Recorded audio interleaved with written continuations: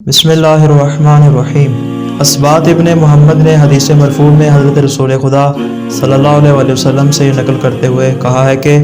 رسول گرامی اسلام نے یہ ارشاد فرمایا کہ غیبت کرنا زنا سے بھی زیادہ بدتر ہے۔ حالانکہ غیبت بھی گناہ ہے اور زنا کرنا بھی گناہ ہے،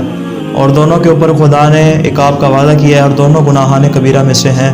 مگر اس کے باوجود غیبت ایسا گناہ ہے کہ جس کو خدا نے زنا سے بھی بدتر قرار دیا، اور اس کی وجہ یہ ہے کہ چونکہ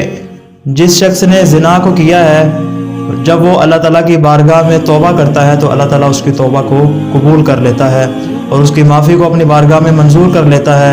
لیکن جس شخص نے کسی دوسرے کی غیبت کی ہے، اللہ تعالیٰ اس کی غیبت کو اس وقت تک معاف نہیں فرماتا جب تک کہ وہ شخص اس کی غیبت کو معاف نہ کر دے کہ جس کی اس نے غیبت کی ہے۔